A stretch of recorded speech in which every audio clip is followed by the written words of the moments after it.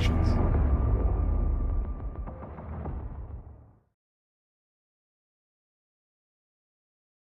I'm a man who believed that I died 20 years ago, and I live like a man who is dead already. I have no fear whatsoever of anybody or anything.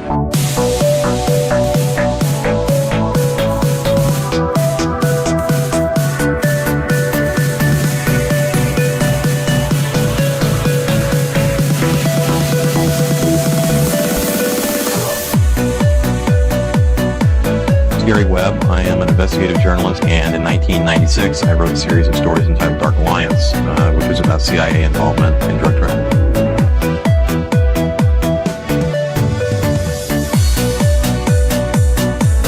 I knew a man who once said death smiles at us all. All a man can do is smile back. We've both been skull and bone, the secret society. It's so secret we can't talk about it. What does that mean for America? The conspiracy theorists are going to go on. I'm sure they are. I don't know. I haven't seen the rest. Number 322. I sad duty to report this afternoon that my friend and colleague, Tim Russell, collapsed and died early this afternoon. I may die in this cell tonight or in the arena tomorrow. I am a slave. What possible difference can I make?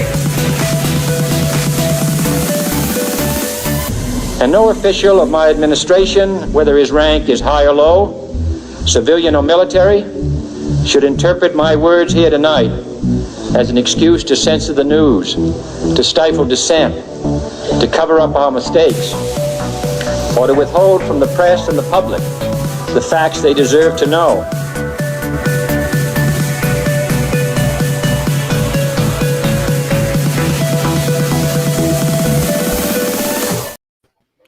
What the fuck's up? Welcome to another Already Dead.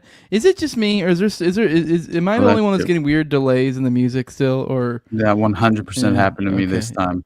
Throws off the vibes. I don't know if audience, let us know if you're getting that or not. I guess if you're not getting it, doesn't matter, but it does throw it a little bit off for us because then we're waiting for that like cue to like, all right, we're ready to like, because I'm ready to be like, oh, welcome, we're already, and then I'm like, then there's this weird delay, and then some like what. And then I'm like, oh, hey, welcome to Already Dead. Like, but like, it throws off that like natural, energetic flow. So, whatever. Okay, they're saying it sounds fine on their end, is what they're saying. Okay, whatever. We just gotta pretend there's not that delay. And they're having weird issues over there. So whatever. We're back at it again today. It's April 1st. Haha, just kidding. No, it is April 1st though. We're doing it. We're doing it live. Another Already Dead. Your favorite parapolitical call-in show, live call-in show. So here in about 45 minutes or so, we will open up the phone lines, and if you're a patron of me or Austin, you also can come on as a video chat function. You guys should start using that a whole lot more often.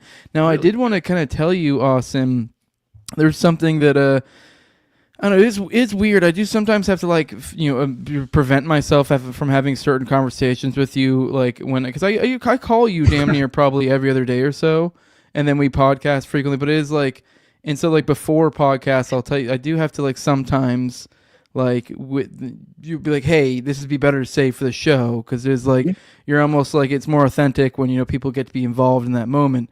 Not that this is some great moment, but I saved this for the show. I got hit up by Simon Dovey right before this, which I don't know. I know. Okay, great. The grapist over here doesn't know who that is, but Austin does. That's the. I didn't realize he. I mean, I assume it's him. I guess it could be any old person pretending to be him. But they had like a site that they had some other alt that like seemed to be associated with it. So the Simon Dovey's more like so they have some like weird alt. I forget even what it was called. So they have some weird. They have some weird like just normal like alt name online, but then you follow their link, and there's other things that indicate that there's Simon. Just either way, point being, yeah, Simon Dovey is the eye of the Chickenhawk person. Brother. So yeah, they followed me, and I just was like, I immediately was like, "Are you fucking Simon Dovey?" And they're like, "Yeah." And it's like they followed me, and I was like, "That's fucking cool." Because Hotstar followed me. I wasn't sure who. Hotstar, the dude that like puts together the resources for the Chickenhawk, like It's Oh, so that's crazy. him. No, I literally DM'd him. I don't know if I'm blowing up his spot, but I'm pretty sure. I mean, like I kind of guessed it. Like it was almost like you're That's saying it from his crazy. profile because it follows to his site that I then did is not advertising the realize. book under the Lone Star or whatever star, Hot Star or Hot whatever. Star, yeah. But no, that's a Holy shit. That yeah. is So amazing. I didn't know he followed you too. That's cool. I just thought it was cool that Yeah. that was I really didn't random. hit I was him like, up, oh shit! I fucking just random like someone that you like really actually enjoyed their work. And Absolutely. yeah. No, I didn't even realize. So I thought, okay, this had to have been some sort of like, profile that was just like very much appreciative of the Chickenhawk work and attempted to kind of gather all the resources and put them into one Mhm. place. But that makes a lot more sense. No, That it's just straight up actually the him. author. It's Yeah. wild, dude. Has like is like a 2,000 follower like a non Twitter account, and you're like, dude, you put out like Amazing. some of the greatest parapolitical work Yeah, of this of all time generation. that I've ever read in my life. Wild. 100%. Just a Oh, that is fucking random Twitter schizo. Holy shit. No, that's amazing, man. We're gonna have to reach out to more people, honestly. There was somebody else I was thinking. I did tell him. I told him like, hey, I don't know if that's what you do, but like, you're welcome to come on. So, because I mean, that's like that's what we're getting ready to go to Vegas to talk about a lot of that, Exactly. which I'm kind of sprucing up my knowledge more on the finders. I've been digging into some of more of that stuff today, just to spruce up my knowledge, and the past like week or so. So we're gonna have to probably go back a little old school, go back to some a lot of more OKC coverage stuff too, because as we told you guys, I guess I can't really assume that everyone watches our morning content, but I guess just to let those if those who only pop in weekly for the already dead. We are. I think we talked about last week. We got invited to go on Jake Shields' podcast, but the tickets have been booked, so we are going the weekend of April 19th. So we're going to Shout out your do. boy, dude. Yeah, hell yeah! And as of now, the current Grapeville, baby. the current plan as of right now is like is to do 2 podcasts, and one being the Oklahoma City bombing. And then the second one being like kind of like Finders / Dutroux affair, Let's like fucking that kind go, of theme. dude. So yeah, dude. Hell yeah. Yeah. I'm stoked So- for you guys. Fuck Yeah, I was thinking Isaac Weishaupt. That was the dude because I really like a lot of what he does. I think it would be Get him super on. cool to have him on. He was That just would on be awesome. he was just on NDS. NDS. Yeah, man. Great brother. episode. He was one of the first podcasts, him and Juan's podcast, that got me like into the occult kind of, Mhm. So Yeah, no, shout out it made it Isaac, man. definitely. Yeah, shout out Isaac because it Isn't definitely he- made me. Doesn't he claim to be related to the actual Weissops, like that, like of that? No, lineage? no. That's No? just Okay. a pseudonym he used that now Oh, everybody okay. like tries to frame him as like Oh. a fucking straight up descendant of Yeah. the guy who formed the Illuminati. So yeah, but I think that honestly, it was just a pseudonym that he used because he's very much like within that occult knowledge framework of like his interests are concerned. You know. But occult symbolism and pop culture is his kind of Great. I have one of his Yeah, books dude. right here, man. I forgot which one it was. Sacrifice, Magic Behind the Mic. It's about there you like go. the music industry and all that Exactly. shit. It's very Yeah, good.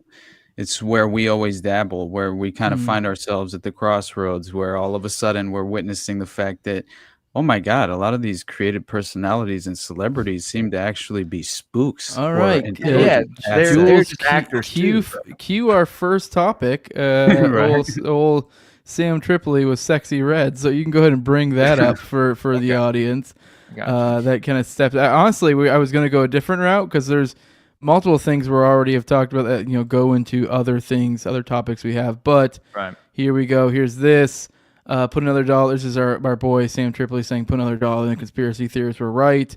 The tweet being that he's saying this to is that leaked government documents reveal Sexy Red has been a CIA operative since 2018. Also, this was sent March 28th, so we know this isn't a April Fool's thing. Now, click on this. Can you click on it? I want to see what they have that supports this. So see what the post.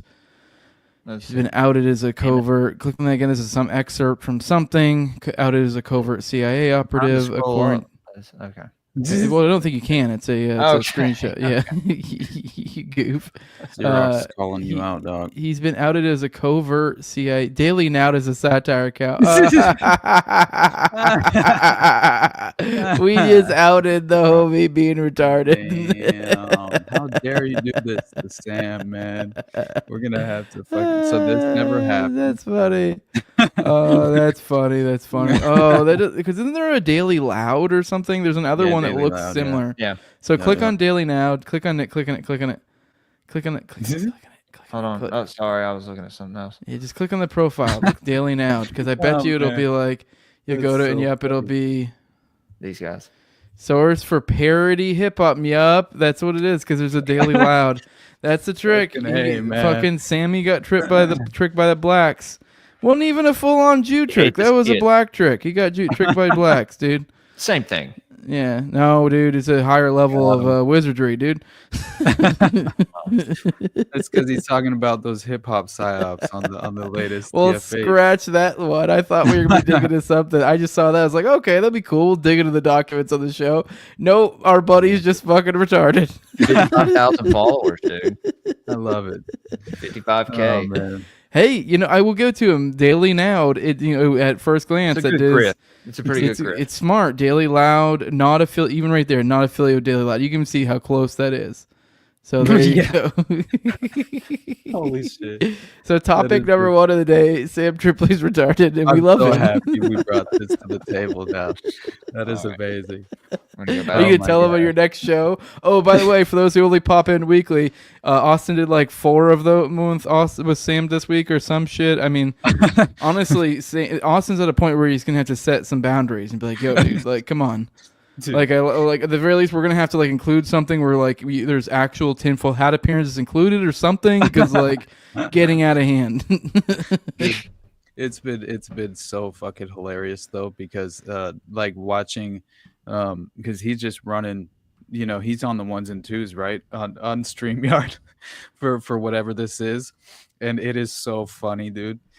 Just like certain things like when we started the episode, I'll have to send you because when we started the episode on Sunday night, it was very much kind of right like stumbling through accidentally not pulling up the right things, but hey dude, that's what we love him for, Yeah. So he's a genuine person. All right, well guys, make sure to verify your sources. Do the tiniest bit of like looking into. Although to be fair, I'm gonna give Sam some like benefit of the doubt here. This is like one of those stories that's like, why even bother? Why even bother? Fucking like it's like the need to verify a story about Sexy Red being a Fed. I can just kind of just go, okay, whatever. It's not like meaningful information in my life. That's like a gee whiz. So it's almost not really worth the like 10 seconds of like, let's look at this profile and see what they're about. Have you heard her music? Yeah, it's awful. It's god awful. It's like dog shit. Like it's the type of shit that like you'll be listening. Your black friend will like turn to you and go, "This is I hate niggers." Like that's like this is. And that'll be your black friend saying it. Like I get it. I get everybody. Like all the things. Like no, she's the worst.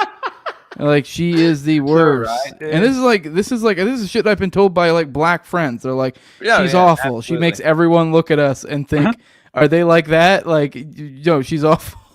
Which is like kind of like, well, it fits. It works too perfectly for her to be like a Fed concoction because she is just ignorant bullshit. That's all she is. Like, no doubt. She's the we are going to stand and do a mixtape and do this a bunch and like sort of kind of put out some rhymes. I'm going to shake my titties and ass. It's like a Ice Spice prototype, that type of, but hey. Ice Spice is a little more downsy than her.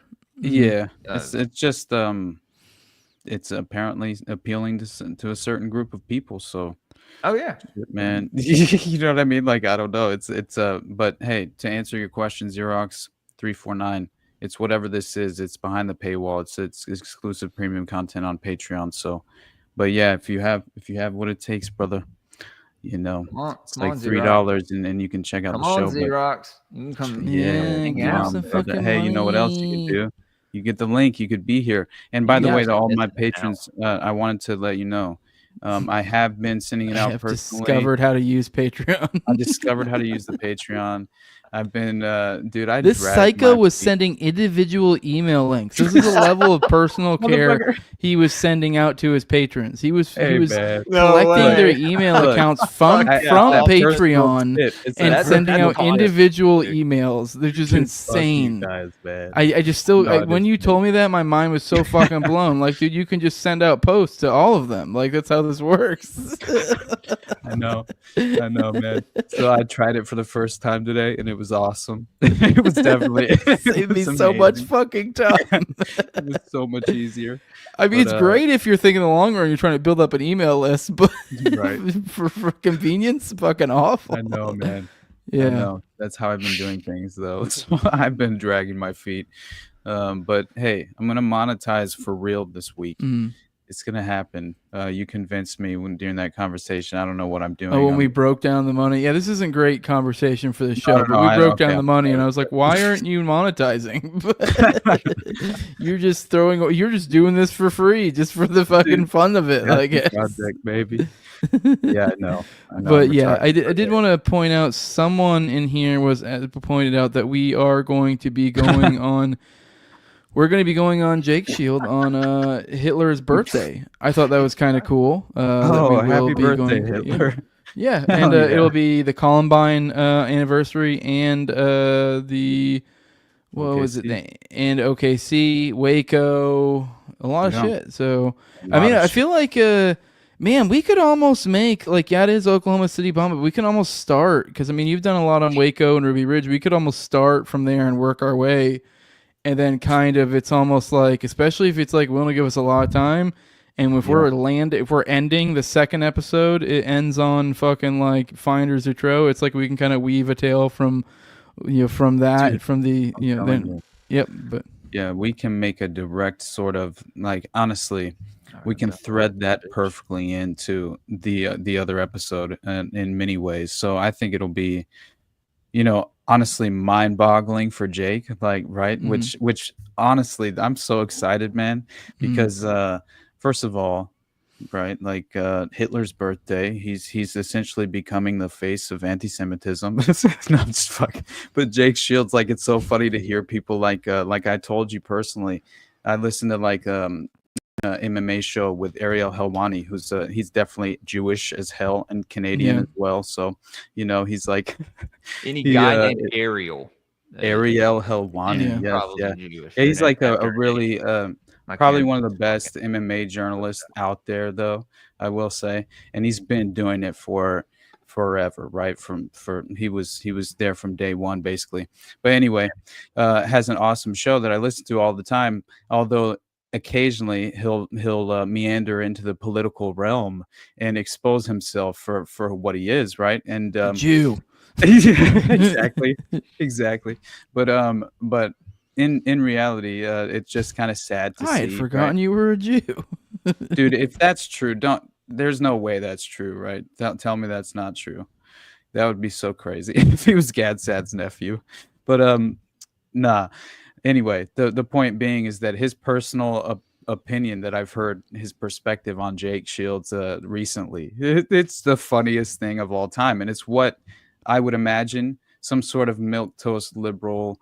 Are you fucking with me, dude? You gotta be fucking kidding Dude, are me. you fucking with me? Both from Montreal. Helwani is okay. And is he like a he's prior UFC, isn't he? Isn't Helwani like an actual fighter he was with too? UFC before he had like a no. But he had a falling out with Dana White and like. Was he just a presenter or a commentator? And that was it. He was like an not investigate, but a MMA journalist that was really one of the best at his job. And a journalist. Oh, in MM. Oh, okay. Mm-hmm. And he would ask the tough questions at the weigh-ins, right? And like different things of that nature that would cause some, like, I remember there's this famous fucking interview he does with Nick Diaz. It's one of the funniest fucking things of all time. But they interview really well anyway. So man, that's wild, dude. That guy. Look at that nose, brother. Good lord. Wait, he didn't fight? I could have swore he was a fighter. He never fought. No, I know he rolls. So and, he like, literally does- is just the like. He's just a Jew. That's all he. That's all he contributes here, really. No. Yeah. He is a Yeah. damn good journalist when it comes to his knowledge of MMA, though. I will Okay. give him that. Yeah, he's All got one of the best depth of knowledge. Like, but Fucking, that is, dude. I have to confirm this personally because that's extraordinary and very unexpected. I mean, But hey, anyway, the whole point of bringing him up in the first place was just that I think it's hilarious. The milquetoast liberal, but also very much average Jewish perspective that kind of embraces that mentality and ideology. They view someone like Jake Shields as like the face of evil right now. right up there with Hitler. It's crazy. And I mean, the way they talked about Bryce Mitchell, the dude from Arkansas oh my God. Yeah, he ended up coming out and apologizing for that, didn't he? We didn't ever really cover that when it happened, but like that was one of those moments, and I kind of knew that was going to happen. Whenever that happened, I was like, they're going to drag him out and make him apologize, and that'll be the end of it. Like, that's kind of what I thought, and that is what happened. But it was still wild to see that you're like, as crazy as the UFC has been, as much shit as people has gone away with, and it's like one time someone goes, I don't know if maybe Hitler wasn't really all that bad, and they go, get the fuck in the office right now. Exactly. Like that's all of it. They're like, all right, this has been cute and all, but like, all right, this is what you're fucking telling the press right fucking now. Right. Like, okay, God, yes man. sir. Right. Dude.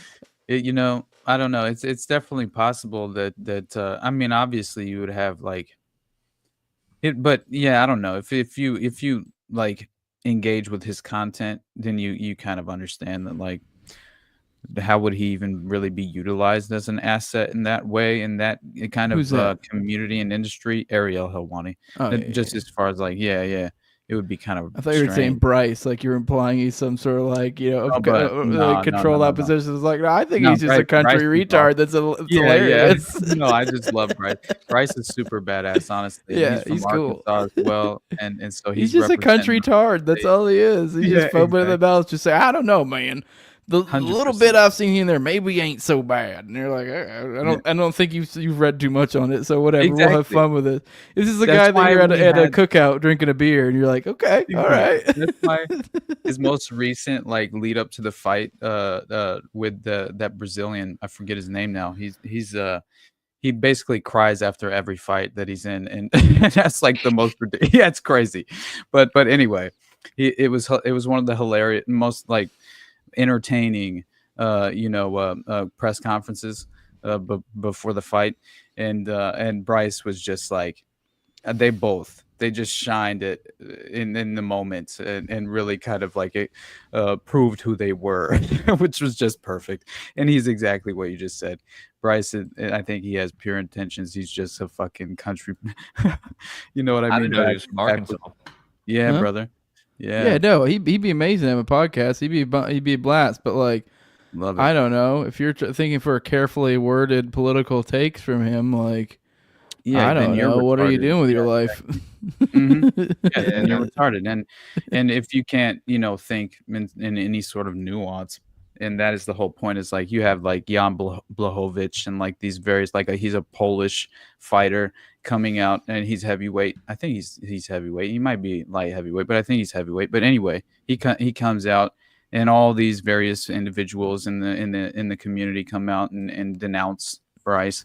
But of course, you have kind of the rivaling opinion that shows itself as well. So you still have people who obviously overtly support Bryce Mitchell. But anyway, I think it was good that no consequences came in regard to in the UFC. I mean, I think had he not That's fucking apologized, I think ridiculous. we might have seen a very different thing play out. Maybe. Dana's pretty badass though. So. Yeah, he is. I do really think they wanted to avoid, but I do think there was like a line that was crossed, and like that was going to be Like, as much as great as they are, like, I mean, we've heard, I mean, I think the cat's out of the bag. Most people that listen to the show probably are aware of, like, who butters the bread of the UFC.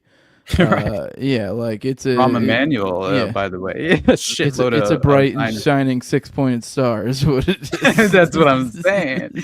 Hey, man, unlike, well, just like all the others, right? It very much seems. And, dude, I will say, I know I covered it this morning, but that Kanye video was one of the funniest things I've ever seen, man. Like the Black Klan costume in general was absolutely hilarious to me. Yeah. But still, I think they're anyway. paid by Qatar. You want to actually bring up Roseanne Brotherhood. recently as gotcha. I guess been although I don't, us making going even into this is just for funsies because let's be real, she's kind of like our BoomerCon aunt that just fucking like lost her mind. So You seen that we have picture here, with Rabbi Shmuley. huh? You seen that picture with her and Rabbi Shmuley, like all the others? No. Oh yeah, I'll pull it up in a moment. Actually, yes, I have when she has All right, blonde hair. well, there you go. Yeah, me and Austin talked about this whole thing the other day, the thing with Ian Carroll, about the RFK Jr. blackmail story and kind of angle of like kind of how Than Ian what is exposed Carroll's... in that video. And I have sources. Oops, I accidentally clicked on a thing there. Sorry, Shut up, I know you guys Ian. didn't hear that. What? Sorry? I said, shut up, Ian. Yeah, I accidentally... wanted me to Oh, was play that you it. clicked on it? I thought I clicked on it on my side because I have the Okay, tab well, up too. I was Okay. trying to. Yeah, we don't need to play that. It's way too long. But anyways, no, this is just David Icke commented, which, I mean, I don't even really know if it matters what he said. He kind of said the standard Icke. take. But he's David Icke, whatever. Come Get it on. fucking right. I wish he wouldn't have. I'll give him the benefit of the doubt. I'll say what he said here. I think it was basically kind of what me Be and nice you to said. David, man. Be nice. If anything, I kind of like anytime I see David now, I do see like I kind of roll my eyes. It is always like bitching. Like I guess it's kind of the That's same really take what he's we doing. had about Ian Carroll, but it just comes off as like it's the same as like it makes me feel like when Laura Loomer was like giving people shit about the Epstein file stuff, and you're like, yeah, but that's because you're just being a jealous bitch. Yeah, That's what a lot of this bitter. David Icke feel or David Very Icke or envious. whatever shit feels like. Got that envious energy, 100%. Yes. Yeah. So like, I don't know. I mean, don't get me wrong. I'd like to be with Ian Carroll, but a lot of me at this point out is like, come on, for real. But anyways, he pointed out the idea. He says, hold on. This guy celebrated the appointment of RFK Jr. when anyone with a brain cell knew that he was owned by Israel. RFK said long ago, the Palestinian people are arguably the most pampered people by international aid organizations. It's quite a nerve to tell your audience that RFK is great and then tell him he's being blackmailed by Israel when it was obvious all along from his Zionist fanaticism that Israel had something on him. I'm so sick of this constant contradictory bullshit. And he's 100% right there. But then we have fucking what's-her-face, Roseanne coming in there all Leroy Jenkins style, going, I love how a blackmail story about RFK is floated around and you guys go straight to Israel instead of thinking it could be the pharmaceutical industry, all because RFK tweeted anti-Semitism is wrong. It's pathological at this point, you guys. We get it. You hate Jews. No need to pretend it's anything else anymore. It's embarrassing for you, honestly. Which... I don't know. She's just kind of coming off as really just kind of feel like needs to be ignored. But yeah, it just is a kind of crazy aunt that's just not really in touch with reality. Really, it's just kind of like the idea that, instead of the farmers, like she immediately jumps to this farmers. This is just someone that's just grasping at, fucking what conspiratorial straws, like kind of mad-libbing it. Like, you guys think it's Israel for no fucking reason. Even though you guys probably could list off different reasons, but I'm just going to jump to pharmaceutical industry. I don't know, yeah. Dude, look, the picture with her and Rabbi Shmuley. Is it on It's her like- her page or? I'll just present it and then stop sharing right away. It's super quick. We don't need to share that anymore anyway. So Here's it's all the collage. I was We gonna got say- Steve Bannon within the homie. We got, what is that, Cory Booker? Mhm. Who is that? We got, hey, what up, DT? You raped a kid. You raped a kid. yeah. You Oh, raped a kid. You raped a kid. Oh, it looks like you're all compromised by sexual blackmail. It's like Oprah, and you raped a kid. You raped a kid.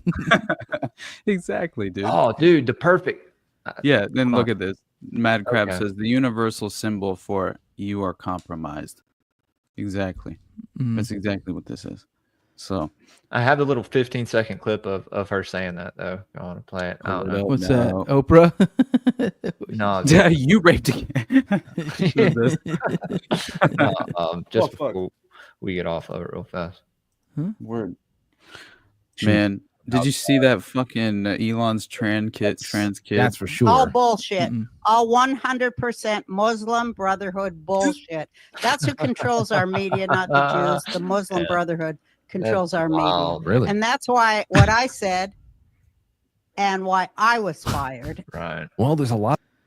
Makes no sense because she's gone hard on Jew stuff before in the past. Like, not like hard. I mean, like, she's like against Israel or stuff, but like she wrote about like meeting Satan in her book, and it was like her husband Tom Arnold or some shit. Oh, it's crazy. I don't know. She's. I don't mean I don't Hey, know. one, Not someone you one take. nation under Shmuley, right? Jose? Yeah. Not someone you take serious. I don't Nah, know man. where you even getting this Muslim Brotherhood shit from. It just seems like I said, it seems like conspiracy Is Mad she Libs. Jewish? She's Yeah, Jewish. she's Yes. Jewish. Oh, She's- absolutely. Yeah. I mean, Yeah. well, then what are we fucking talking about? Yeah, The- it's fucking mystery solved. What's next? I mean, honestly, at this point, She's gaslighting. She's Yeah. gaslighting the entire, you know, American man, public. I don't know. I think she believes it. I mean, I don't think she's lying. it's possible. So, Absolutely. yeah. It's possible, but again, man, like, why are you hanging out in these circles? Yeah. You know. Have you guys have you heard any follow up on the whole Putin? I don't know if you want to bring it up. The tab I have it, but the whole Putin assassination thing about.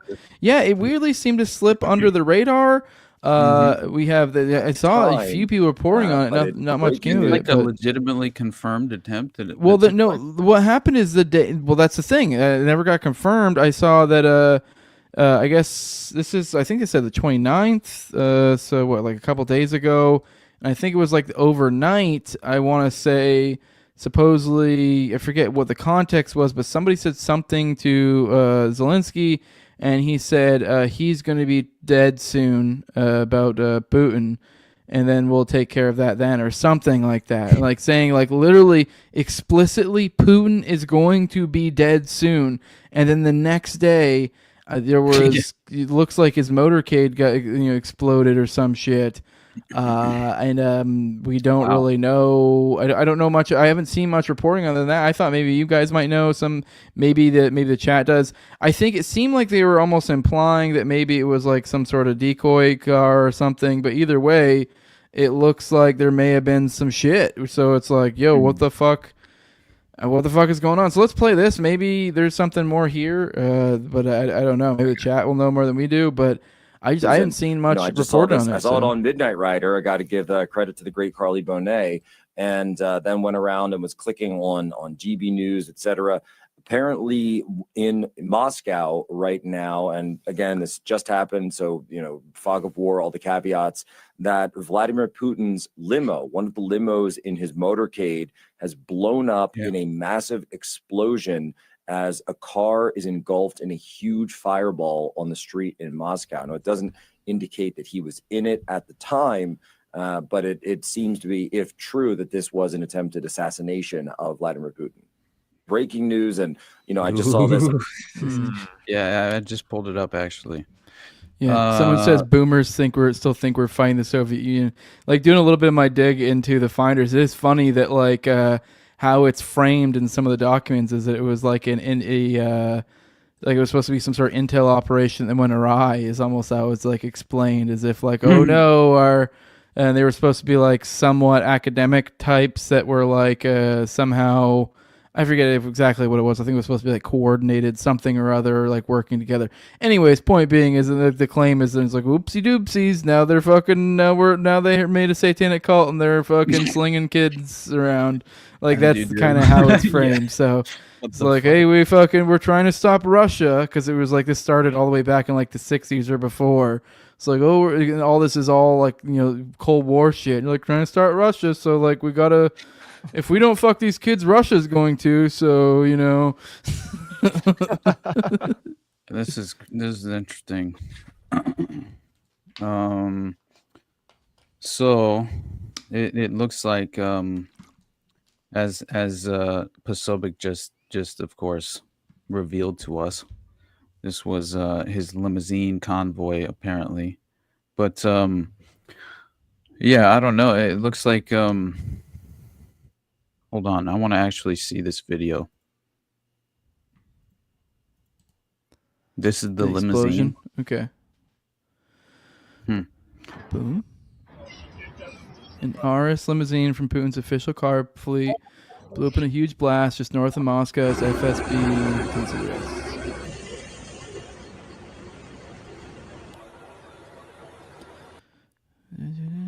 Footage showed which started in the engine of the a shitload of money, Oris. Say that it started, spread to the interior, yeah, of the vehicle. Interesting. So fire which started in the engine. So fire started in the engine, spread to the interior. Did we actually see it explode, or is it just a car that caught on fire? Because no, that's what it looks like. But because cars can also catch on fire. So right. Oh my God. I have a whole segment prepared for one of the TMDs about these EV batteries, the lithium-ion batteries, and oh shit, it's so crazy, and how firefighters like are basically saying that the fire services are this is like a challenge that's been unprecedented in human history as far as since the history of the fire services. You mean to cut you off, but they're patting down these military officers as well too, because I guess the implications perhaps, yeah. Over assassination attempts, yeah. Interesting. As sewers are checked ahead of Putin arrival at an event in Moscow. Holy shit, dog. Huh. That is crazy. Yeah. That is interesting. I didn't know about this. Especially we're at a weird time. We're at a weird time with all the different stuff going on. My God, man. And it would be like if they were to pop shit back off again, we could totally act like, oopsie doopsies, we can't do nothing about this. Russia pops back off. It's like that's kind of also a perfect cover, like a smokescreen to distract from Israel's shenanigans. So you're seeing Zelensky is just fucking like it's like he's on his last gasp. He's just that's what I'm saying. It almost seems like this might be a long con that like. It almost seems like they allowed Zelensky to be, kind of talked into this, like the poison pill, like Mearsheimer or whatever. Isn't it Mearsheimer? I think that says the poison pill thing about it. It does seem like that's the case. Like it is like they almost like they like soothed him into his own downfall of his nation. It's almost like they walked him into the primrose path or whatever is what it seems like. It seems like they're fucking throwing him under the bus in very, very slow motion. And maybe, just maybe, we're tighter with Russia. Russia's tighter with us and Israel than it might seem from the outside. Maybe this was like a long con to bring Ukraine to the brink, while being a distraction for what Israel's wanting to do otherwise. And this all could be just a ploy. Iran was the big thing. And now they leave Iran because that's always the thing. Is like, is Russia going to leave Iran out to? I mean, they already are fucked and lost Syria essentially. Like they're not getting Syria back anytime soon. So that was their big major other chip. So it's like, it's almost like their Iran chip's kind of less worth anything. So I don't know. There might be some geopolitical plays at work here of like Russia being like, yo, I'm out. Like, sorry, Iran, this is your own problem. Boom, boom, boom, boom, Yeah. So, no, I think that, I don't know, man. This one's hard to read. I'm gonna have to look into this a little bit at a deeper level because who knows who would I understand like Zelensky's making the claims and the timing of this is all very that alone is suspect, but still, like you would think that I don't know. You would think that there are definitely multiple, at least additional layers to anything that would potentially occur that would be that consequential in nature. You know what I mean? I don't know. I would feel like once again, you assassinate, a political leader of that magnitude. There has to be a green light that's given. You know what I mean? and there's certainly no fucking way that Zelensky is acting on his own right accord and like utilizing Ukrainian special forces. Get the fuck out of here. Like there's no way that they were responsible unless they just blew up a fucking limousine that was like random as hell and had nothing to do with their actual convoy. I don't know. I just can't really imagine that. Maybe they just, due to American intelligence being offered up to the Ukrainians, it could be possible, you know, but I don't know. In real time, it's a little bit hard to gauge the reality of this story. Well, with that, let's shift gears. I want to hear more about the Cotton. I want to hear about the Cotton Club murders. I heard you talking about this yesterday. I'm really interested in where that might lead, especially given the kind of where our heads are going to be focused for the next few weeks, preparing for our big show. But I do want to, in the meantime, Jules, if you could bring up the weekly dump. I do want to play this supercut to remind you guys, and just kind of also transition. This is like our interlude from one part of the show to the other, from the normal talky talk to the call-in portion. After this, we're going to bring up the number and also start taking in video calls. So after this, we're going to kind of be talking about some crazy child trafficking ring stuff, and if you check the footage, Oswald was next to Putin's limo. Yeah, but yeah, this super cut or whatever just is kind of a the weekly dump, just a super cut of the morning dump, which is me and Austin's almost daily, probably more like a Monday through Friday, you know, kind of with maybe some bonuses here and there on the weekends. So 5 to 7 days a week, usually at 10 a.m. Eastern on me and Austin's both of our platforms. Going live, you can check it out there. So it'll be on both of our YouTubes or both of our Twitters at any given time. So pop in for those. We kind of just cover the things of the day and sometimes a little older stuff too. But with that, I guess go ahead and play it, Jules, and we'll just kind of take a little break before we swap over to the call-in portion of the show. Top Lobster Productions.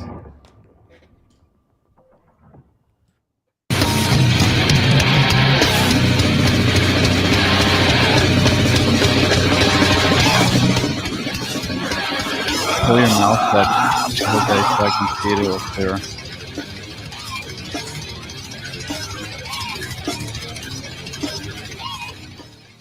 Yep, and then an hour later, the man on the right there, the one who wasn't talking, he almost died, and I believe it was a young boy. And nor am I going to speculate or comment you will on not that, but acknowledge I that appreciate Israel you has being here nuclear and weapons. asking me that.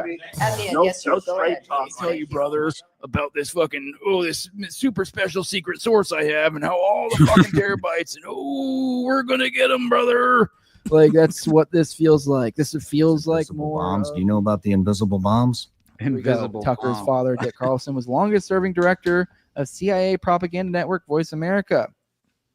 And so summer after my freshman year, my roommate and I decided to go down to Nicaragua for the summer and work and, get involved in the war, and support the side that we thought was right. Who's not the Sandinista side. Who's a freedom Also fighter? Extremely high levels of GHB in his system. Now there we get into some weird stuff. A date rape drug commonly used to incapacitate victims. The CIA claims the Ark of the Covenant has been found. This was shared by Rage Child to the show. Trump-sized pardon for ex-Hunter business partner turned key informant for Republicans in Biden corruption. Oh, so that's the angle. The angle is, we're hooking up. All right, let's try this. This is fucking gay. Rage Child shared this.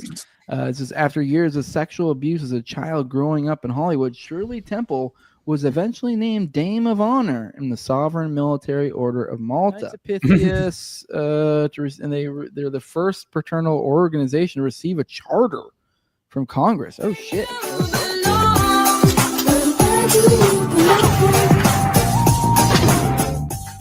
You open the joke that like, I was told to start with a joke. I work for Israel, and then the next fix your fucking voice too.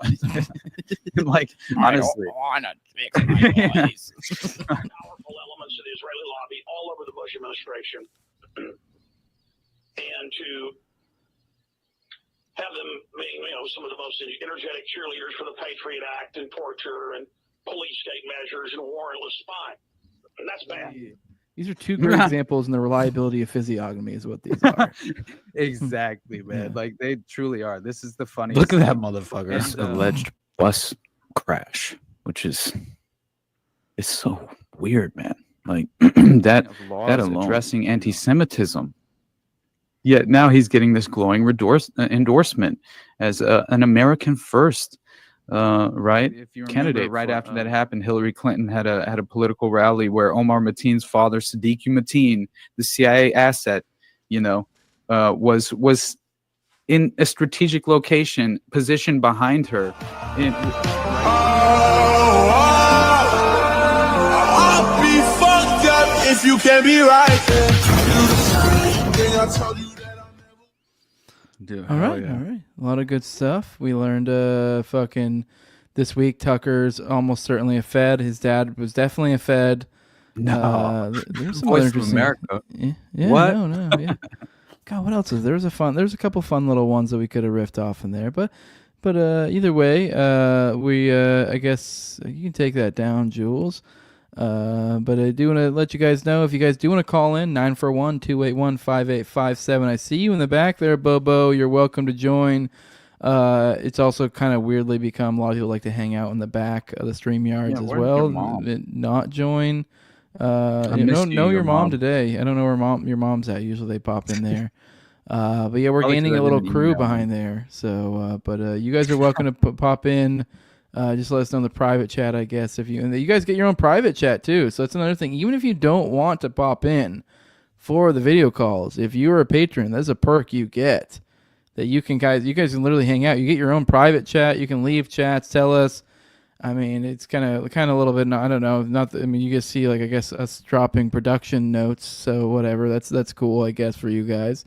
But either way, it's a thing. It's a thing you guys can do. But either way, you guys can call in your video calls as well. Yo, we got a Rumble rant. Oh yeah, that's right. That's one thing I did want to address on my channel. I don't know if there's one on Austin's as well, but Bill the Butcher saying 07 salute. So for $10, thank you very much. Is there any other ones like maybe over in Austin's is that what you're referring to or no?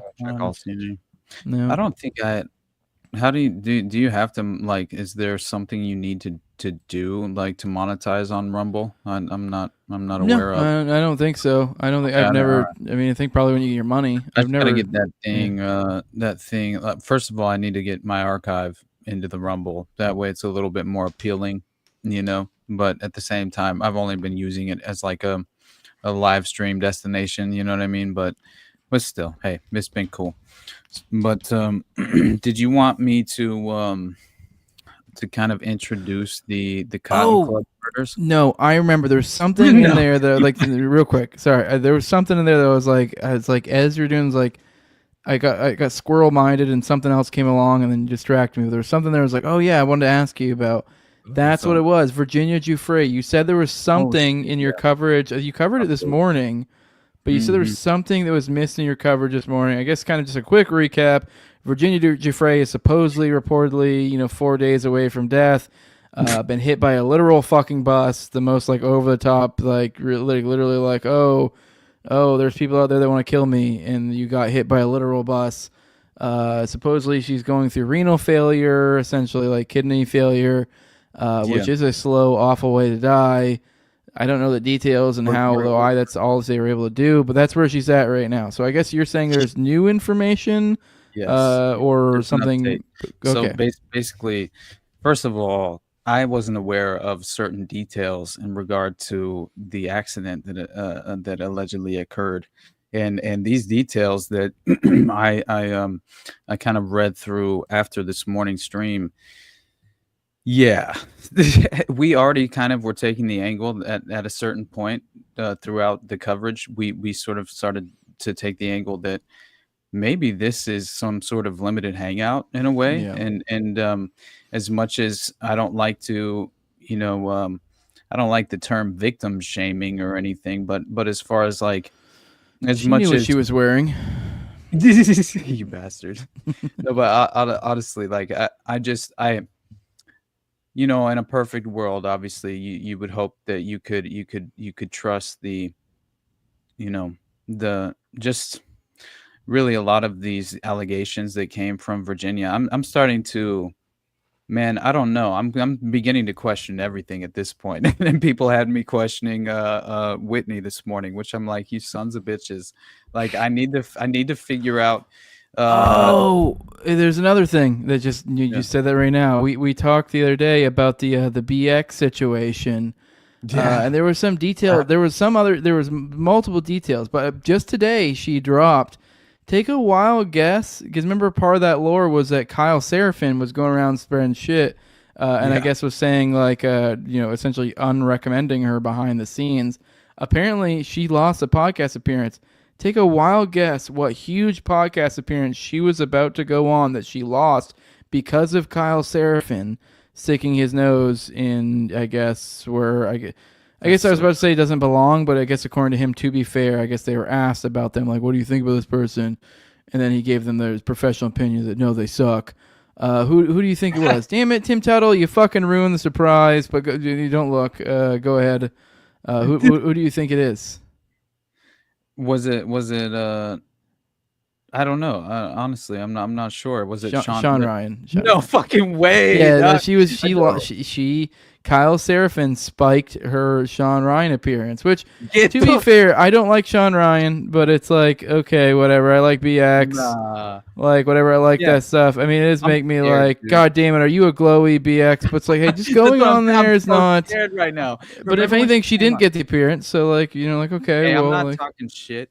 Yeah. I don't know. She was so nice to me when she came on. I think she's awesome. I love her work, like everything that I've been exposed to. I have no real reason. She is a woman. Yeah. She is a woman.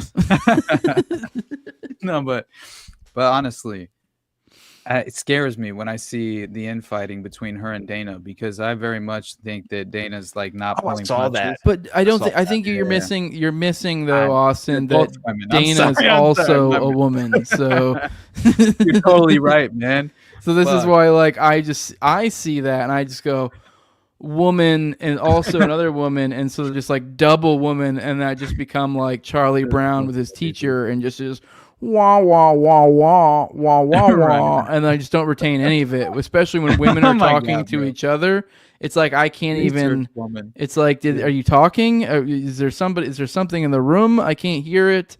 Yeah, when women talk to each other, that's when I tune out entirely. That's so funny. No, but honestly, it does make me wonder, and I'm never going to like. In all seriousness, I like both of them. I don't even know what they beef about. I don't care. If I see them, I see people arguing, I don't care. Whatever. It really drives me nuts, man, to be honest, because there's so many people who, if they collaborated, it would be so just like a palpable collab. You know what I mean? Like everyone would tune in, and it would, at the very least, it would cover things that I think are worthwhile. So I don't know. It's like, man, what? It's a big show. I would go on Sean Ryan, but it would likely play. Invited, why the fuck wouldn't you? Yeah, exactly. She got invited, but it's like then it got. If anything, it's the same. Like likely, if me and you were to go on to talk about a serious topic, it'd probably be the same thing that would happen. The moment he's plugging Eric Prince's Blackwater phone, I would 100%. Yeah, I'm out, BX. It's like I just can't even begin to tell you how great this cell phone is. Right, it's just crazy to me. So I don't know. We're surrounded by spooks, brother. But then also, one more thing that we forgot to cover on the show. Mm-hmm. On top of all of that, because I guess you kind of almost got to catch, maybe our show, the other day, the morning dump, but I don't know, not so much. But apparently, with all the back and forth, supposedly it was claimed by Kyle. I don't know to what degree there was proof. Yes, Moron's talking shit, dude. Yeah, right. No, I know I'm being silly, but I just because it's on Sean Ryan, but it's a huge podcast. Anyways, Kyle supposedly got doxxed. Bear in mind, though, he is also wading into 764 waters, talking about how they're all fake and all this bullshit, and how BX is full of shit. Yeah, people, and that's what they do is they dox people. Plus, let's be real, he was just part of the whole InfoWars production team with his, his role as Mr. FBI guy with special source saying we have 6 million terabytes, that he just did that. There has been it seems to be this whole rigmarole of InfoWars or InfoWars associated people getting doxxed, which so it's like it could be legit in like a 764 stuff. It could be fake. It just feels like once again, the perfect little play plays out. She gets a little bit too close to it. She calls him out. And for those who've been followed along online, he was getting ratioed like crazy. So it didn't look good for him. And then all of a sudden, how convenient, I'm doxxed. Oh no. Oh, the big mean BX followers are doxing me is what the claim then becomes. That's so obviously nothing to back that up whatsoever. And then she's just like, yo, dude, like, you also stepped into 764. It could be that. She gave him the benefit of the doubt and it was like, immediately like, well, 764, blah, blah. And I'm like, I saw that and I was like, I think he's probably, I kind of like, I don't even know if he really got fucking swatted. Like, that's, you know what I mean? Yeah, Like, that sounds like, this is the perfect moment to kind of take advantage of that circulating in the media at this point, as far as this people being swatted and doxxed, and in the alternative media landscape. Yeah, Fuck they're also this like dude. the most artificially like boosted fucking people too. Exactly. Yeah. It's all AstroTurf bullshit. And that's why, like, this Seraphin dude, I never took seriously from day one, and it was because of that fact. Like, if you glow that hard, get away from me. Like, I have nothing to do with you, man. You know what I mean? And I'll go elsewhere.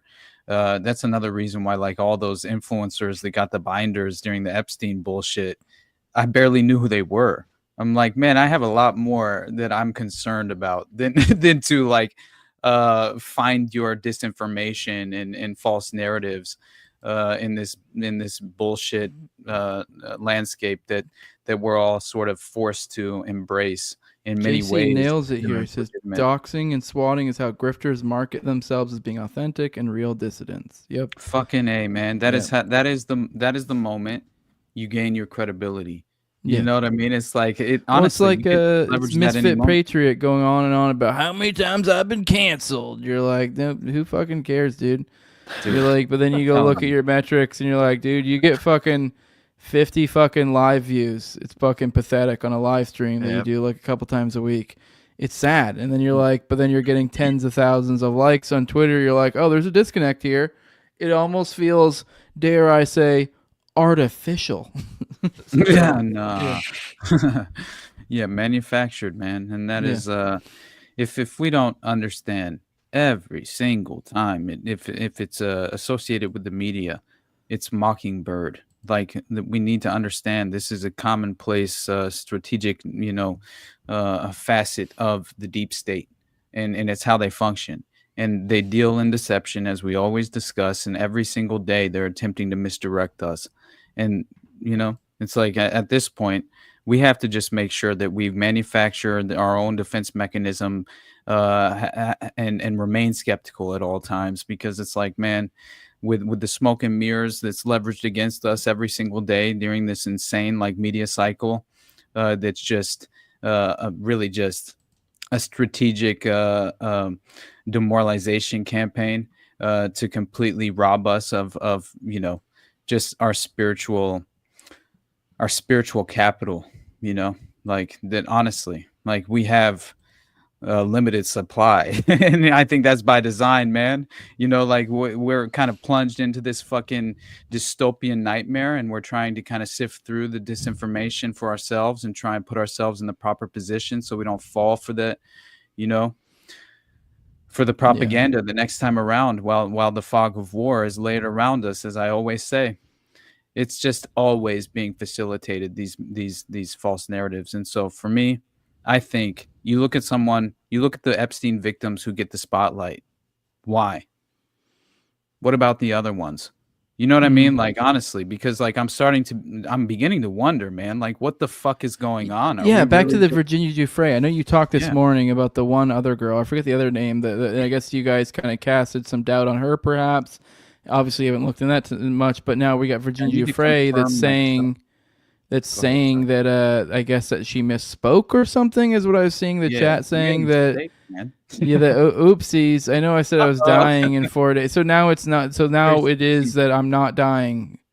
Exactly. I'm cool. And like someone was saying in the chat that I guess the police were saying there wasn't a police report. Brother, so now look at this. This is so crazy, man. Yeah, way This to is discredit what I'm yourself talking in about. real time, you know? Exactly. So the update occurred this morning, obviously, kind of like late morning, early afternoon. So essentially, so a complete you know, non-story then. It's a complete non-story. Although and she still claims she got hit by a bus, I guess. Dude, listen to this story, man. Like this is so nuts. So obviously, she's allegedly had mistake. So I did find it odd. I don't mean to keep cutting you off, but I did find it odd. I remember listening to you covering this morning.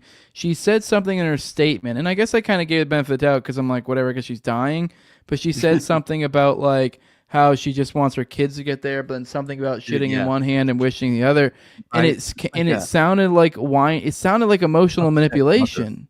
Yeah, it sounded like emotional manipulation. Like your mother's dying, get here. So I'm like, but it seemed like very grossly. Because if you're a good mom, you gotta think like I could die. Is that really what you want to like leave the last message like that? Like, yeah, I mean, don't get me wrong, your kid should hurry to get there, but it's like if you're being shitty like that, and you're like, and then you do die, and you're like, oh shit, you know, like even if your kids are rushing, it's like they're gonna feel awful if you fucking die. Right, man. So Dude. I just thought it was like that seems shitty. So that seemed like emotional manipulation. So okay, now it is like kind of checking out that like maybe there's more going on here. Who knows? Maybe she's a little bit wing nut fucking crazy, and she's just trying to get her kids to come home or whatever to visit her. I don't fucking know, you know. Look at this UK publication, Mum of 3. That's just, but yeah. So she gets this outpouring of support, which is just like that's interesting in itself. But of course she would. But you know, claiming she had gone into this kidney renal failure, as you'd mentioned. And this statement of 4 days to live just spurred an insane reaction, obviously, publicly. And so it looks like there was a new statement that was released to the Mirror. All right, this UK publication, and or it might be Australian, I'm not sure. But I think she was in Perth in Australia when this happened. So Miss Giuffre, her family said, Virginia thanks everyone for the outpouring of love and support. She's overwhelmed with gratitude. Today, she remains in serious condition while receiving medical care. Now, here's some of the details which were unannounced at the time that I was covering it this morning. And it looks like on March 24th in rural Western Australia, a school bus hit the car in which she was driving. It was like, or riding, apparently it says. It was going about 68 miles per hour, I think, was the report. The police were called, but said that there was no one available to come to the scene. So right away, what are we talking about here? The police were called, but said that there was no one available to come to the scene. So obviously wasn't a super over the top because, I mean, I don't know how many accidents or, you know, I mean, I haven't been in a lot, but I've had times where you have to wait for the cops to show up and like, right. Yeah, I've had times you wait for a long time, but if it is something crazy going on, like they get there. Like if someone's actually hurt, like they get there quick usually. And like, it's not like this, oh, no one's available. Like, no, they'll make someone available because it's like, you know, theoretically someone's fucking dying, you know. No shit. That's what we were led to believe. While yeah. You're slowing down and they're accelerating at a 70 mile per hour rate of speed, which is like allegedly had kids in the fucking bus. Okay. What? And then now we heard seeing the police report thing. Now they're saying that he left the scene to get back, but he would file it later, which he did later. So this seems like an odd little detail. These details. Like it almost seems like you're laying out details so that way if someone later is like, well, we don't have it, and you're like, well, he said he was going to. I guess maybe he didn't. You know. Imagine being a bus driver. Mm-hmm. They apparently 72 years old or something. Imagine being a bus driver and fucking fleeing the scene of a crime, where you right with a bus full of children, which they say in this article, the school bus driver had a bus full of distraught children and left the scene to get them back, saying he would file a police report, which he did later. That's absurd, man. Like, what kind of... She pulled a boomer. That's what this is. She said she thought it was her private Facebook page. So Brother, she was... That's the claim. That's the claim. But is that realistic? I don't know. I mean, it's possible, man. I can see that that is some shit. Some like fucking 60-year-old dude, posts on his Facebook page as if it's like only some, like as if not many people can see it. Would that not be the most convenient way, yeah. To dismiss this? Look, man, how else do you dangle limited hangouts to the public? You have to have some sort of plausible narrative that could explain this away, and clearly, you would embrace that as far as like this being the potential reality.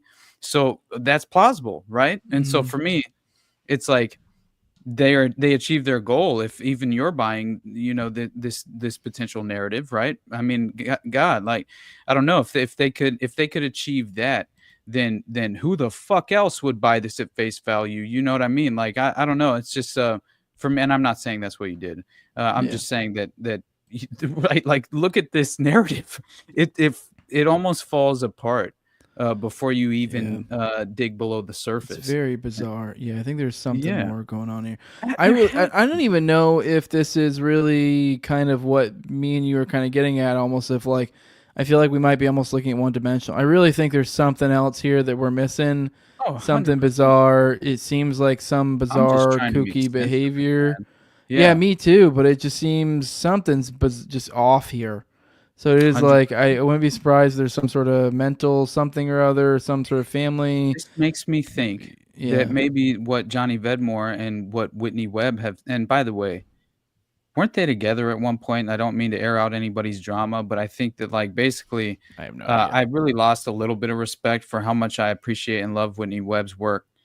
I lost a little respect whenever I think they had a relationship together, and then they basically had a split, and they aired it out publicly in like a really, really ugly way, and that alone worried me just about assessing the credibility of the people that I hold very dear to me as far as reliable sources. Women. Yeah, this is Gladio. If you ask me, I mean, you can women can do fine in this realm. You just gotta be aware. Just be aware, woman. You just gotta be aware of it. Don't ever let more than one in any space. And aside from that, you're good as long as you just bear in mind. Jordan, tell me the details, bro. You have the dirty details of Whitney Webb's sexual life. Let's air it out as much as I don't want to. I need to assess the credibility of one of my key reliable resources that I love to at least, I hope to God. I know I saw from No Agenda, Adam Curry and John C. Dvorak. Like, I honestly really appreciate, as much as I think that they're a little bit, they fall into the boomer trap occasionally. Definitely John C. Dvorak. Adam Curry's awesome. I've always loved him. They call him the Pod Father. But honestly, man, as much as I've always been pissed off whenever John C. Dvorak used to question the credibility of Whitney Webb, I think the way he was doing it was, really not justified, because I think he himself was potentially compromised just by being at various events where, like, Ghislaine Maxwell's sisters were, and he would potentially had even been in pictures with them. So, like, if that's happening, then what are we talking about? So, of course, you would attempt to kind of clear your name and justify your. But yeah, dude, drama in the community, my friend. Never. Women never argue. I'm just saying, like, I try to steer away from this shit. Is there anything more on Giuffre? Is there? Yeah. Is that the? No. Like, that seemed like the end of the story. That was like, no. Didn't know if there's anything there's more. more. That's there's more. Okay. Yeah, and we should cover, because anyway, don't take this as far as, like, I would not ever discredit Whitney's work at this moment. until I'm like legitimately exposed to some actual corroborated evidence that proves otherwise. But if you guys have any real evidence of her like familial connections to like anything that kind of draws into question that very aspect of assessing her credibility, then please send it to me, because I'm very curious to know. And that's something that John C. Dvorak would always claim, is that she apparently was just kind of making these loose connections based on people who knew each other, who attended various events that the others were attending as well, and then would make like direct connections or direct implications at the very least based on that evidence, and wouldn't prove anything at a more deeper level in certain aspects of her research. And I get that criticism, but anyway, I'll move on. I just think it's really important, because as much as I don't know, I think Whitney Webb's one of the greatest researchers out there right now. And so so it's like, as much as I appreciate and value her work, I think it's important to assess this. And Ryan Dawson, I get it. I know the infighting there, but what more do we got on Virginia? Because dude, it seems to me, Jose. you're good. I Damn, just from dude. outside looking in, it looks like we've wrapped up to a bow. I just don't know what else. Is there more to the story? It sounds like their final story is she boomered it up. She's being ridiculous. No, don't worry about it. Okay. Because again, there's details that were given by the police and the police commissioner himself. So I think that's important. I'm just trying to make sure we get to the other child rape stories we have before we. I mean, right now we're just covering, a child rape, a child rape victim later after they've lost their mind and are reaching out to their family to try to get them to come back, and it's a sad, awful cycle that they're probably stuck in as a result of their awful traumatic abuse. But I honestly think it may be more than that. And again, like the whole reason I brought up Whitney and Johnny was because they were questioning the credibility of Maria Farmer, and Virginia Giuffre or Giuffre. I'm not sure how to pronounce it, but either way, I've heard it pronounced both ways. So here are the details of the alleged collision that occurred with this bus, and a little bit more than that.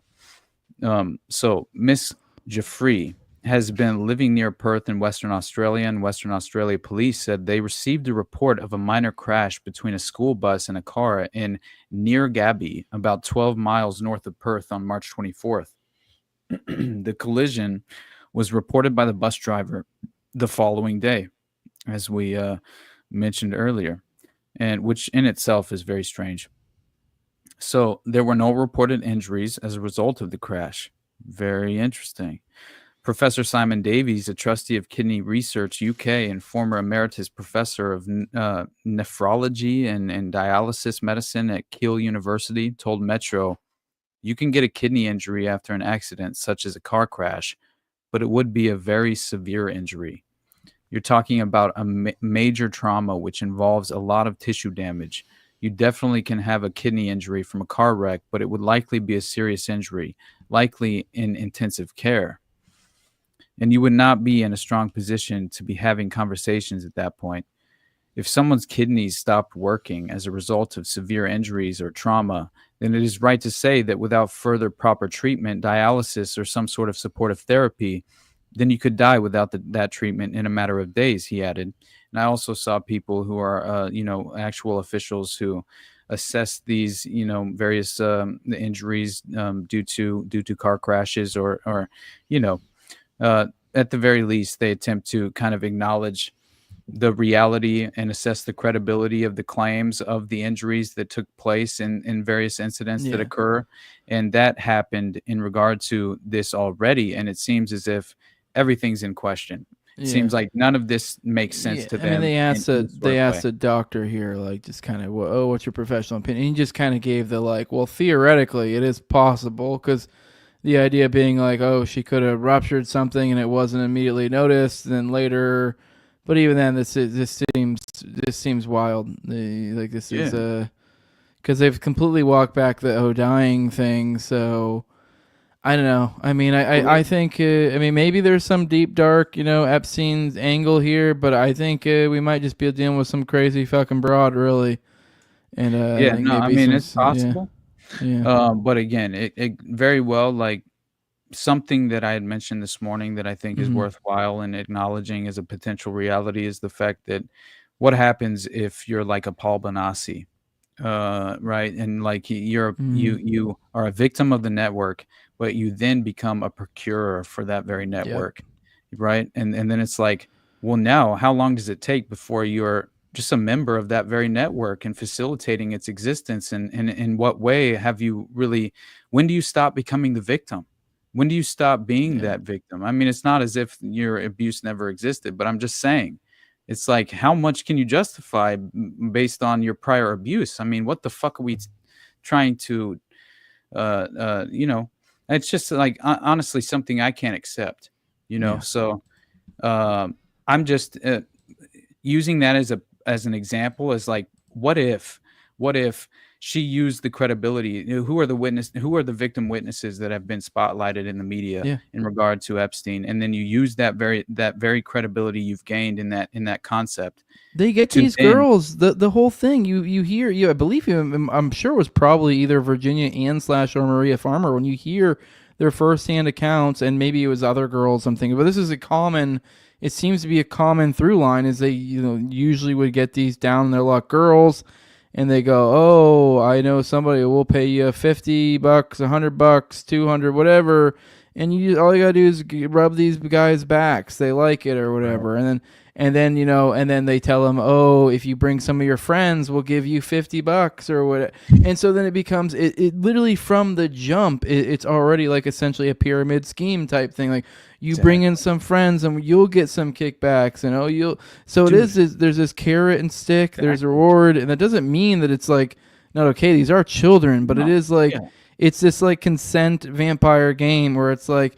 Obviously, me and you would say these are children, they can't consent, but he's just this sliding scale that from the start, from the very moment they brought in this, was always like, in a certain sense, from their perspective, it's this idea of like there was always consent. It was always your choice in their Exactly. head. It's just that you're being manipulated from a young age when you're not really in a position and then they just keep taking that. That's kind of the magic, is right, like how you really fuck with someone's head is it's not anything that technically anyone made them do. It's just that like you just drag them down, strung them along, these continual yes, okay, and then them like kind of going along with the program. So yeah, you do. You're just slowly, as you're going through, you're becoming more and more part of the process. So Exactly. Yeah. And what is it, Jesus Hendricks or Jesus Hendricks? I'm not sure. But he just kind of pointed out that he thinks Maria Farmer is a little more credible as an Epstein victim, but they're both a little unhinged.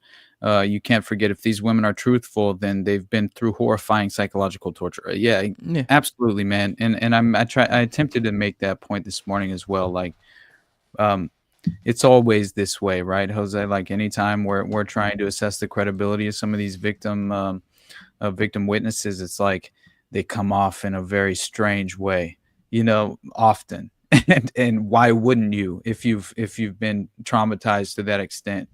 I mean, clearly you would have been affected in some sort of way that would be very long lasting, and something I probably can't even conceptualize or wrap my head around. So, that's a possibility, but we always have to at least factor that in. But of course, like, I'm only drawing into question how strange, these narratives are, and the timing of the narrative. That is why I was mostly questioning, could this possibly be some sort of contrived limited hangout in order to affect the Epstein disclosure? Is that possible? Right when we're all begging for this to come out, one of the major fucking victims comes out looking like a fucking loon right now.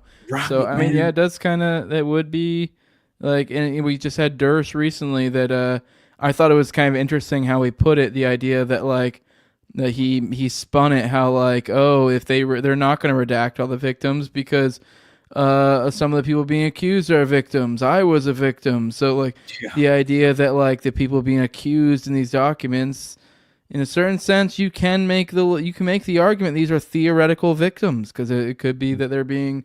It's just I don't know. I just find it interesting. I guess let's transition from child rape to child rape murder. So I guess you wanted to talk about the Cotton Club murders, which I think that kind of ties into our future child trafficking foray that we're going to go into. I guess a little bit kind of our Chickenhawk type talk that we had to begin with as well. So buddy, I'll pass it off to you. Buddy. Like I was unprepared whenever I ventured into these waters in regard to just how each and every time that I find myself in these areas of interest and investigating these various threads that are overlapping in nature with every single thing that we discuss, I'm again just surprised. And I for the life of me, I can't really explain why, because at this point it's becoming far more just I'm kind of like cementing in that conceptual outline as far as how connected this truly is. This is the usual suspects almost. It's like so much more of a smaller community than you could ever imagine being responsible for a lot of these domestic clandestine operations and covert ops that have been leveraged against us in many ways over time and held, at least heralded by the media as like these historical scandals that we cannot make sense of. But in reality, if you pry below the surface to any real level in an objective way, and you're attempting to, actually truthfully come to some sort of conclusion that you have no you're at least pursuing it unbiased, and that's the goal, because you can't have can't play the political game and research these areas of interest and come away with any sort of worthwhile conclusion, I think, because you're just going to fall into the traps that are we're all predisposed to. But again, these are preordained outcomes based on the ideology you embrace. So here we go, right? It's like this is the risk you run, and why I always mention that as being a vulnerability in many of our psychology, as far as our psychology in general is concerned. But holy shit! I'm sorry. I'm just really. I'm just vamping until the words that I really mean to say come into my head, and then let me tell you about the statistical meaning of. How dare you? How dare you, dude? I've taken Peterson lessons, buddy. Apparently, but no, I swear, I went and I was scheduled to do an interview last night with Big Truth, the homie Big Truth, who I got to meet for the first time. He's super cool guy. He does the Big Truth podcast. He's runs a motorcycle Is he shop. A fat guy? I would imagine being like a big burly guy. He looks like a bigger hey, I'm Big Truth. Definitely a huskier dude. Got a crazy ass beard, dude. Legit beard, bro. And did I do a Kamala? Tim Tuttle, fuck yourself, dude. How dare you, brother? You're supposed to be showing me love, man. How dare you? I tried to shout you out on whatever it is. I fucked up your Twitter handle. Well, he's saying you're doing the Kamala word salad. The word salad. I know. Where you go. And that's why child rape, we don't like child rape. And we always come back to these rapists that rape children. And we don't like child rape, and they should stop raping the children. Yo, well, someone else is in the house. Who's that in the house? Jazz 722. Okay, why do we care about that? I gotta go take a piss anyway, and then in the. I thought you were saying in the Rumble chat. I was like, is it a fucking rant? Or Don't laugh. All right, we're gonna bring on Jazz. We're bringing you on. All right, I'll be right back. Yeah. All right. I'm hopping on. We're bringing on Jazz. What's up, dude? Oh shit. Hey, Jazz, what's up, dude? Yeah, so I don't really have anything to talk about, but I just saw you guys are waiting for someone to call in, so I figured I do. It works. Hell yeah, dude. What's up? I just started supporting Austin, so Hell yeah, we're here for it. Oh, okay. Well, cool. I kind of just Austin's wanted a to man. say that I liked Austin's show with Sam Tripoli, but I don't really have anything going on. Oh, okay, cool. We thought you were hopping in to shoot the shit. Austin just left right in the middle of a point, and then I don't know if he forgot his notes and just said, "Fuck this, I'm gonna leave," and I'm just gonna leave them high and dry. Didn't even leave us a topic to talk about. Nothing. This is bizarre, Jules. Just Indeed. throwing us a. Usually All does. right. Yeah. Just. All right. Should we just end the show? What even is this? Unburdened by what's in your bum from Lance Ripa. Yeah, he did just leave. What even are the fucking cotton mouth killers or whatever the fuck? What are those? There we go, Austin. You just left. You like made this big build up, of a topic. I told you. Did this whole Kamala word salad, and then like we're all just like, okay, all right, Austin, we're waiting, and then you just left, and then just like, Yeah, I came okay. on complimenting you and you left. I was about to piss all over myself. All right, I'm sorry. It was Okay. necessary. All right. First of all, who is this? What's up, brother? Yeah, this is Josh722. How you doing? Yeah, John. I should just put my name John. in. Okay, But- nice to meet you, man. Nice Yeah. to meet you. Thank you for. I ping you every once in a while on Twitter to give you my schizo theories. Hell yeah. And What I- is do I follow you? Maybe I don't tweet a lot. Okay. All right. Well, I just hit me up. your- Hit me up because I'll definitely follow you after this. But so honestly, do you have any questions to start with? No. Like I said, I told these guys why you were pissing, but I subbed to your Patreon. I like your show with Sam AAA, and just want to let you know you guys are killing it over there. Thank you, man. Thanks for supporting, man. Man, Yeah. Sam's the fucking best. I don't have to continue to repeat myself, but I just That's how I found all you guys through Sam's show. So that's what I'm saying. I'm telling you right now, brother. Like, dude, we all are, just like I said on William Ramsey. Like, we are effectively all disciples of Sam Tripoli at this moment. Like, honestly, because I feel like he's just helped spotlight our work to an extent to where it's at least not as if that's the only thing that I'm concerned with and that I appreciate about him, but the fact of the matter is that he has just really out of the kindness of his own heart kind of went out of his way to spotlight our content, and there's nothing more that than I could appreciate, honestly, as far as just like, again, law of abundance, brother, right? Like, right. you just have to be willing to work hard enough to earn the seat at the table, and as long as you are, then hey, man, the conversations are there to be had. But yeah, all right. Sorry, Jose. All right, Austin. We all love Sam, but tell us about this child rape murders that were occurring that they refer to as the Cotton Club murders. The Cotton Club murders. Go, dude! It's so crazy. And by the way, so I go and I had mentioned. Let me tell you about how great Sam is. Stop it, Go. man. I go and I do. At least I'm like. Are you like, you just really not want to talk about this topic? Dude, I do, motherfucker. Let me introduce this shit. Every time, let me tell you, my I was just on this one dude's show the other day. Wow. So there's the point. Did you just like not bring notes? Are you just challenging yourself to see how long you can prepare to talk about a subject without talking about it? Hey, Bobo McCord knows what's up, dude. All right? Let me cook, man. All right. Let me do my thing, all right? So the Cotton Club murders obviously refers to these 1983 murders of this theatrical Roy Radin, right, who was trying to break into the film industry with a movie about the New York nightclub. And this movie was called The Cotton Club. But what I think was interesting is that as I go in, dude, fuck you too, Jacob. Every single one of you guys, man.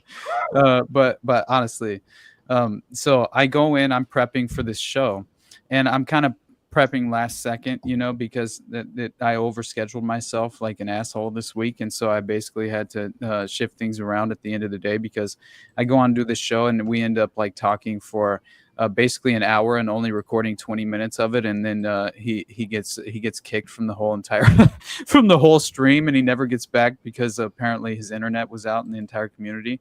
So that kind of sucked, but we rescheduled. But the point is that as I'm prepping for this, I go in and we're going to discuss the ultimate evil, right? The Process Church, at least, and Jack Parsons and various connections there with the OTO and different layers that, of course, include this occult framework and the occult underground. And I discovered that these victims of the Son of Sam were apparently, one of the victims was named Donna Loria, and Donna Loria and Jody Valenti. And they were victims in the Bronx, right, in 1976. Possible motive for being targeted was, here's a note, that Loria was an ambulance technician who might have become aware of a drug ring involving Nugan Bank, which instantly involves Iran-Contra, instantly involves Danny Castellero's Octopus, directly involves, the Whack and Hunt corporation that was a private construct that was, of course, a CIA cutout for Gladio domestic terror operations, destabilization tactics. And this individual, Donna Loria, involved in the Nugan Bank, that of course imported Golden Triangle heroin into the U.S. through right these various aspects that directly connect to the Fort Bragg murders, and how you have the cadaver connection, where you have this international drug trafficking operation being conducted, where it's being distributed domestically through these military bases, Fort Bragg being one of them, and so again, just discovering that connection alone really just blew me away. And then I go into, of course, like I had discovered Roy Radin, a while back, and I had it was basically he had like a mansion in upstate New York that was basically kind of like Roy Cohn's operation, where they were it was human compromise. They were sexually blackmailing people with they would have underage individuals there who they would, usually dress up and try and act as if they weren't underage in many ways. At certain parties, I think, were a little bit more sadistic than the others. But yeah, it's not everything could be a pink ballet. So. Exactly, yeah. Man. And so when I discovered this, man, and I'll show you guys, because this is like, again, this is the LaRouchePub.com, which is like basically Satanic Murder Inc., if you will, and something that connects all these Process Church, just the various threads that are overlapping and kind of tie back into this overall network where, oh my God, another thing. I couldn't even believe that Mama Cass Elliott was apparently involved in being, apparently she was recruited, which was something that I was unaware of as well. So right before we lay out the dirty details, there's a Warbell connection too. I just saw there's a Warbell connection, brother. Here we go again with Sirhan, right? And the Sharon Tate connection that was really illustrated best by Ed Sanders, who he has a book on really a lot of what had to do with the process and the Son of Sam. And but there was this FBI report, okay, and this information linked Sirhan with the English Satanists, and by the way, English Satanists are, of course, the Process Church, because of Robert de Grimston, Marianne McLean de Grimston, their direct connections to L. Ron Hubbard and the Scientology aspect of these things. So again, you have a direct connection to Scientology that I think people are, and this is starting to make more sense in regard to Dana's work. Yeah. I'm starting to understand things a little bit more. Yeah, I need to hit her up. We should try to get her on before. I know she's had her stuff with her mom, so I don't know what's her schedule looking like. But as soon as she's ready, I would love to have a conversation. So, absolutely. And we will not talk about any woman drama because I don't care.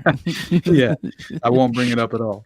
Yeah. But so this is crazy because this FBI report about Sirhan's connection to the process was all of course redacted, essentially blacked out, received by the Yonkers Police Department during the Son of Sam investigation decades later.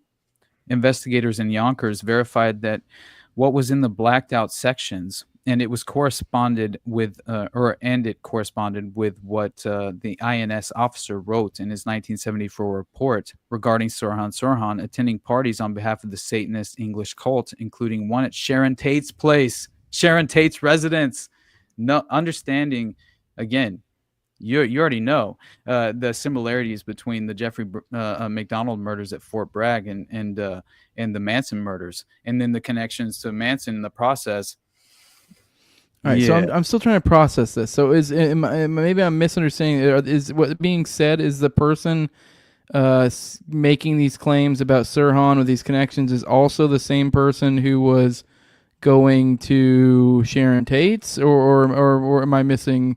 What's the connection here? Because I'm just trying to. This is an FBI report that is making the right. That's basically explaining that. Yeah, it's in the report. Sirhan, okay. Yeah. Attended a party on behalf of the Process Church at Sharon Tate's residence, which is very interesting. Okay. Well, all right. Yeah. Well, I was just seeing the female informant part, so that's I was just trying to find the actual who said it. So the female informant. So I think I was correct. Yeah.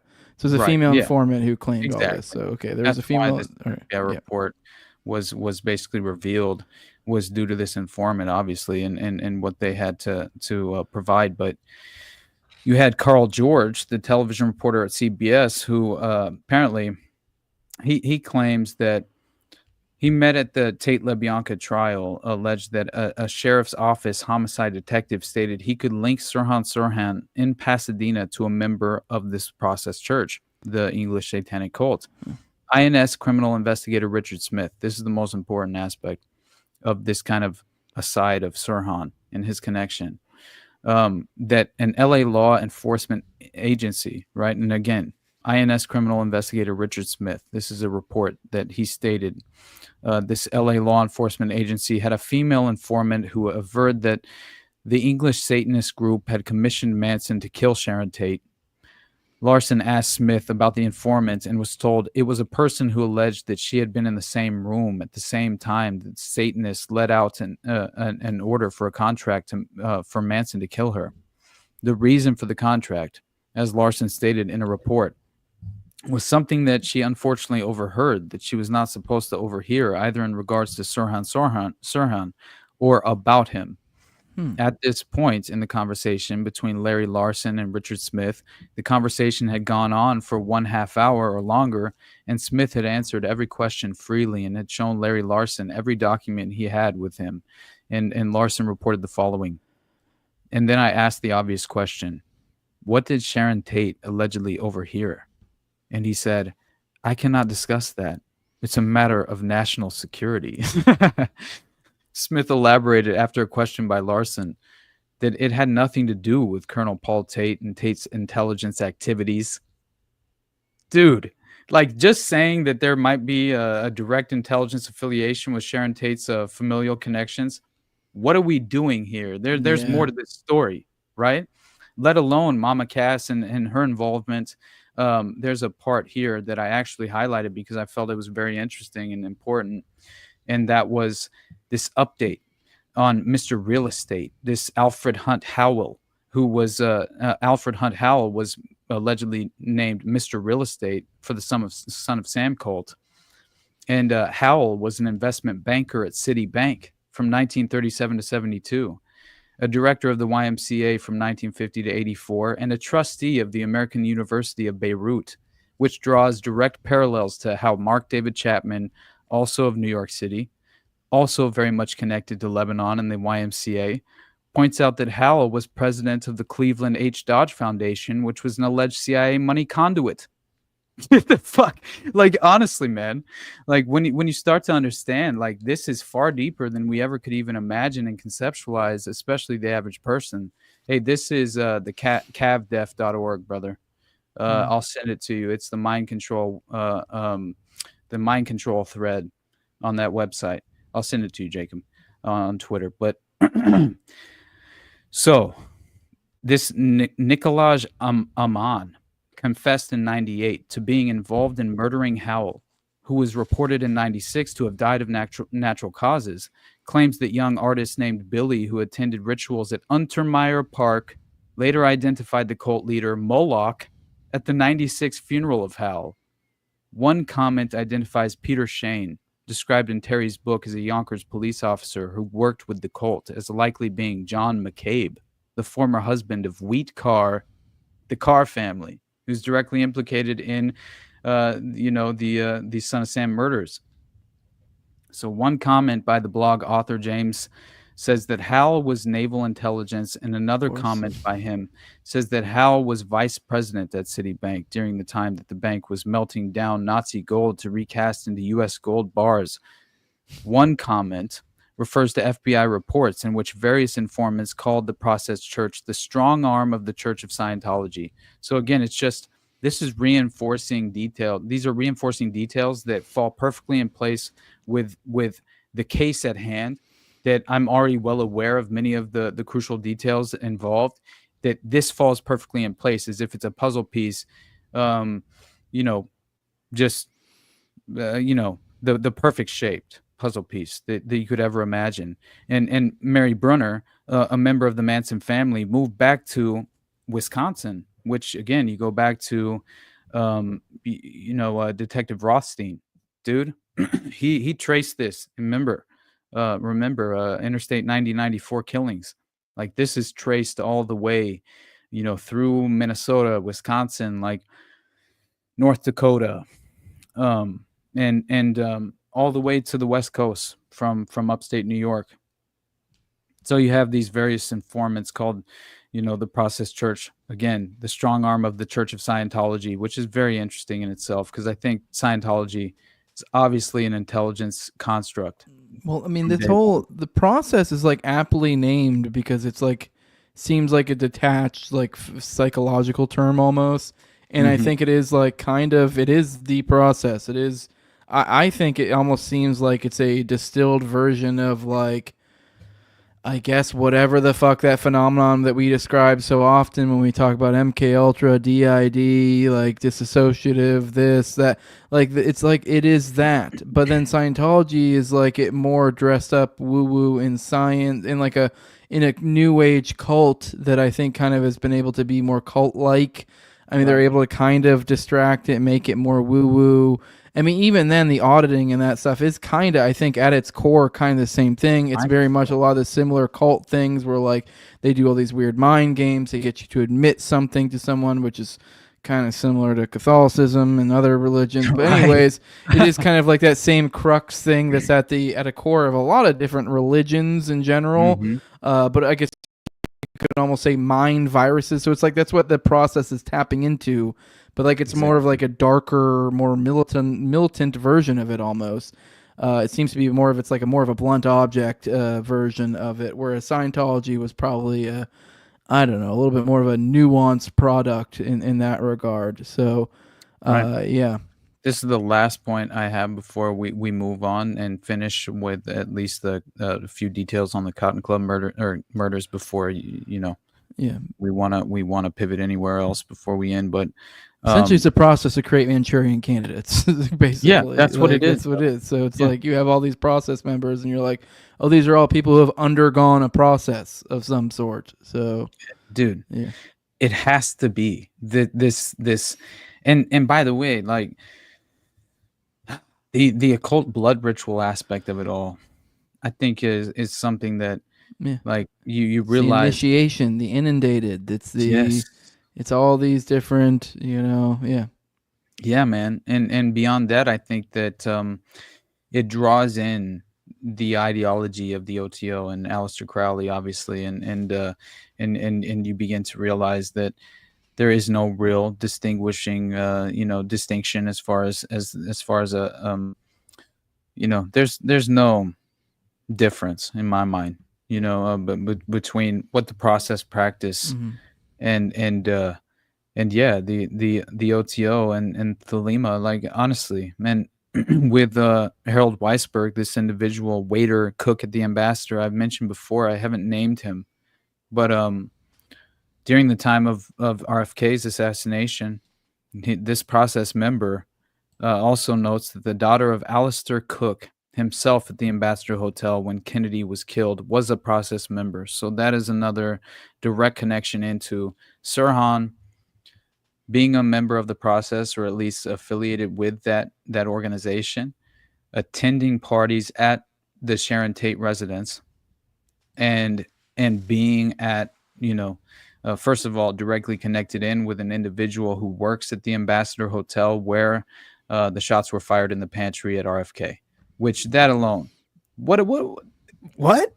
So it's not only Howard Hughes connected intelligence cutout that's providing Thane Eugene Cesar as the hitman to moonlighting as a security guard to assassinate RFK, but you also have this occult context that is entirely unacknowledged by the vast majority of people who have no understanding of the ideologies in place that are really a part of, like, I mean, you look at Catcher in the Rye, right? That I covered with William. It's a mind control manual. So what the fuck is the process? It's like an organization that kind of like, it seems to pursue these various methods that are very sophisticated in nature, that directly implement these sort of mind control tactics and strategic aspects of kind of the goals that they attempt to achieve in creating, these malleable assets. So anyway, I don't know, dude. Like that alone, like just trying to like figure out. This was just in my prep work for the interview for the show, and I was just like, my God, I didn't realize that. And of course, every single day I'm discovering more and more layers that every day, yeah, right. It is the eye of the Chickenhawk, right? And we're in the midst of it. We're surrounded by these layers we can't quite conceptually understand, but yet in the attempt, all these chicken fuckers. It's all these chicken fuckers, man. And so anyway, you asked me, and I will finally discuss this until you tell me you don't want to.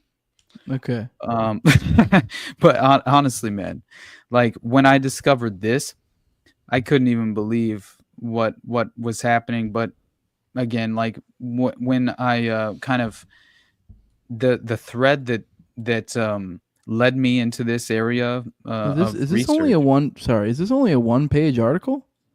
Yeah, it's very small. Send this to me. I will cover this on the morning dump tomorrow. Okay. Because we are at hour 45, so we can do a full deep dive.